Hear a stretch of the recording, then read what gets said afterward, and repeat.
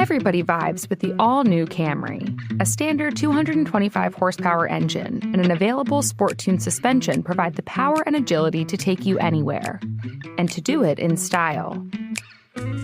With available features like the two-tone midnight black metallic roof, color-matched sport grille, panoramic glass roof, and cockpit red leather trimmed interior, the Camry has never looked better.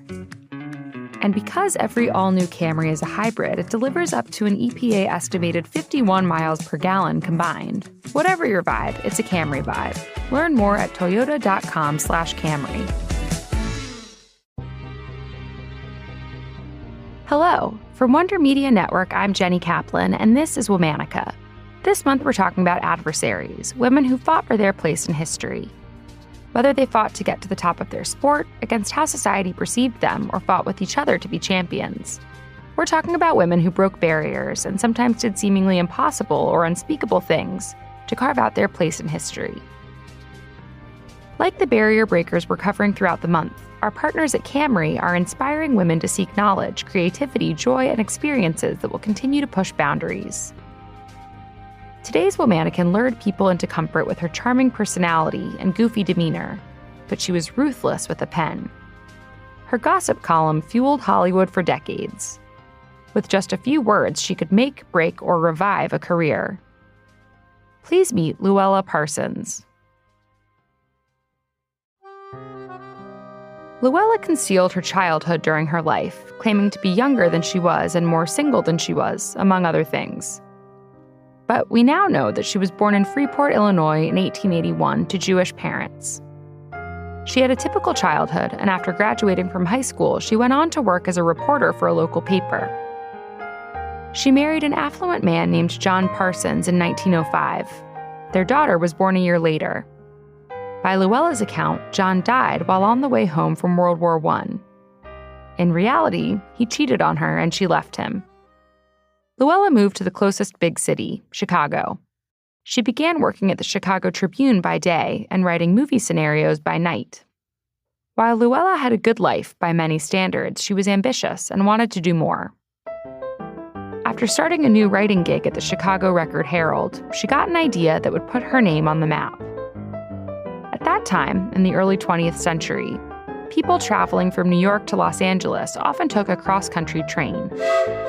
And that train often stopped halfway in Chicago. This route was particularly popular with Hollywood starlets. So Louella pitched a new column. She would interview stars while they waited for the train. Her editor thought it was pointless, but let her go ahead with it. And thank goodness he did. The column became one of the newspaper's most popular. But even Louella's juicy writing couldn't keep the newspaper afloat. It eventually folded, and Louella transferred to the New York Morning Telegraph. In the Big Apple, she worked diligently to get into the good graces of William Randolph Hearst, the patriarch of the Hearst publishing empire. To do this, she praised the Broadway star Marion Davies in her column weekly, because Marion also happened to be Hearst's shiny young mistress. It worked. Soon enough, Louella landed a spot at the Hearst Corporation's New York American. She called herself the first movie columnist in the world and began making $500 a week, more than $7,000 in today's dollars. Her influence spread far and wide. Soon it wasn't just average American readers who were influenced by Louella's writings. Major movie studios and the actors who worked for them were impacted by what she wrote. In the 1920s, a new clause was introduced to many actors' contracts. It was called a moral turpitude clause. This penalized stars if they behaved badly in public or otherwise, and it actually played into Louella's growing success. Soon, her own thoughts and feelings weren't the only things that entered her columns. Hollywood executives and producers partnered with Louella to keep stars in line. Her words were so powerful that in 1937, a poll of moviegoers in line to see the film Nancy Steele is Missing found that 78% of them were there because of Louella's endorsement. By 1941, Louella was able to buy an 8-room house in Beverly Hills. When her friends would visit, she'd tell them, "This is the house that fear built."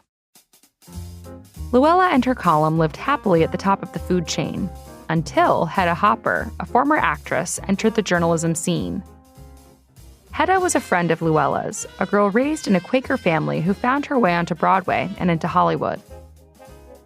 Hedda and Louella's friendship turned into a rivalry when, with support from the MGM film studio, Hedda was given a column at the Washington Times-Herald. Hedda couldn't type, so she would dictate her stories over the phone. But that didn't stand in the way of her becoming just as powerful as Louella. The two women did unconscionable things to get ahead. From accepting bribes from studios in exchange for positive coverage, to paying off informants all over Hollywood to dig up dirt, they became the terrible twins of the journalism world. In a way, they helped each other. They were fierce competitors working day and night to stay ahead. At the height of each of their careers, they made around $250,000 a year, or $2 million by today's standard. But it wasn't just Hollywood gossip that was selling their columns. Louella and Hedda were both radically conservative and took no shame in hiding their prejudices.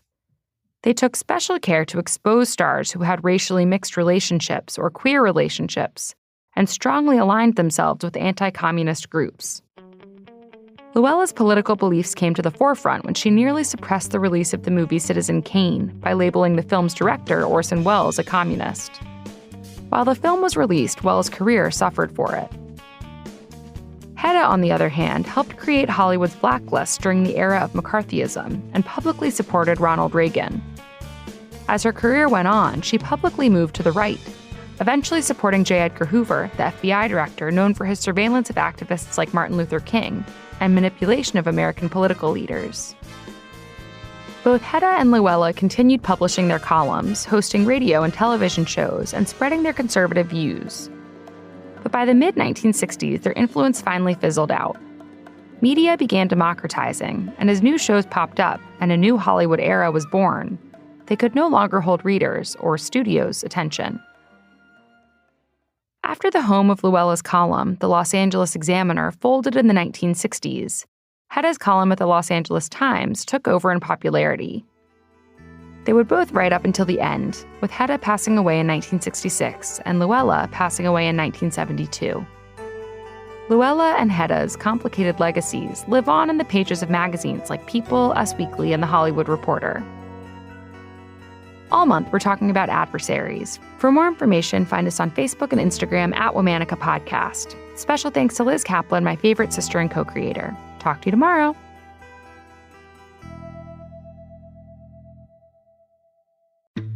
Everybody vibes with the all-new Camry. A standard 225 horsepower engine and an available sport-tuned suspension provide the power and agility to take you anywhere. And to do it in style. With available features like the two-tone midnight black metallic roof, color-matched sport grille, panoramic glass roof, and cockpit red leather trimmed interior, the Camry has never looked better. And because every all-new Camry is a hybrid, it delivers up to an EPA-estimated 51 miles per gallon combined. Whatever your vibe, it's a Camry vibe. Learn more at toyota.com/Camry.